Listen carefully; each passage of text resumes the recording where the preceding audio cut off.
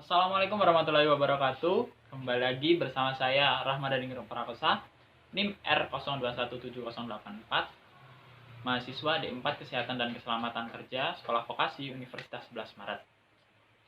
Di sini saya akan memaparkan tentang studi kasus yang diberikan oleh Prodi mengenai skill kompre yang keempat. Nah, berdasarkan studi kasus yang ada, pekerja berlokasi di area workshop yang mana notabene memiliki banyak komponen-komponen yang bersifat konduktor. Berdasarkan studi kasus yang ada, area workshop timbul api, mulas, serta berasap. Untuk mengatasi peristiwa ini, perlu adanya koordinasi antara ahli K3 dengan beberapa tim lainnya untuk membagikan tugas sehingga tidak terjadi fatality korban dan kerugian bagi perusahaan. Sebelum menolong korban yang mengalami shock akibat sengatan listrik ini, kita sebagai ahli K3 wajib memahami terlebih dahulu bagaimana teknik yang benar agar kita sebagai penolong tidak menjadi korban juga. Disebutkan bahwa pekerja mengalami indikasi henti nafas serta tidak sadarkan diri. Hal ini merujuk pada korban yang mengalami kondisi mati klinis. Sehingga hal ini perlu dilakukan pemulaian RJP atau resusitasi paru jantung. RJP itu resusitasi jantung paru.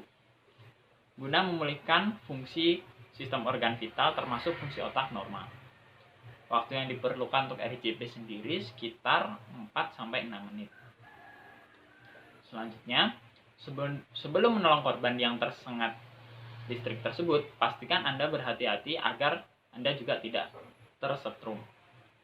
Berikut adalah beberapa cara penanganan peristiwa pada studi kasus yang ada. Yang pertama, matikan atau isolasi listrik pada area workshop. Yang kedua, koordinasikan kejadian dengan tim tanggap darurat atau tim medis perusahaan. Lalu yang ketiga, sebaiknya tidak memindahkan korban. Namun pada kasus yang ada, di area workshop terdapat asap dan kebakaran, maka dari itu perlu mengevakuasi korban dan jalan menuju ke tempat yang lebih aman. Yang keempat, setelah dievakuasi, segera hubungi rumah sakit atau fasilitas kesehatan yang terdekat. Yang kelima, dalam kasus ini korban teridentifikasi henti nafas. Maka sebaiknya sembari menunggu bantuan dari Vaskes yang datang, segera lakukan RJP untuk merangsang organ vital korban. Selanjutnya kita menuju ke langkah-langkah untuk melakukan RJP. Langkah-langkah untuk melakukan RJP yang pertama, lakukan airway control dengan memberikan ruangan pada rongga mulut dari sumbatan pangkal lidah. Gunakan kasa atau kain. Jangan gunakan tisu karena tisu mudah untuk meluber. Yang kedua, lakukan pengangkatan dagu. Yang ketiga, periksa korban apakah ada tanda-tanda pernafasan dengan tepuk korban untuk rangsangan awal. Yang keempat, jika korban belum sadar, periksa nadi korban serta letakkan telinga kita ke area dit, mulut, dan hidung untuk mendengarkan apakah ada hembusan nafas yang keluar sembari melihat bagian dada korban. Untuk yang kelima, lakukan RJP dengan rasio 15:2 dengan keterangan 15 kali kompresi dan 2 kali tiupan bantuan nafas. Yang keenam, lakukan hal ini selama 4-6 menit sembari menunggu bantuan Vaskes datang.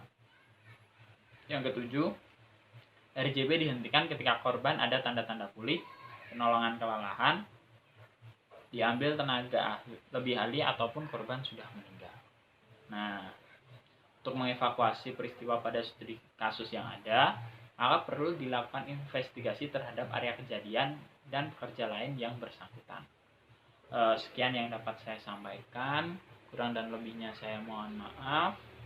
Salam K3, saya Rahmadani Prakosa undur diri. Wassalamualaikum warahmatullahi wabarakatuh.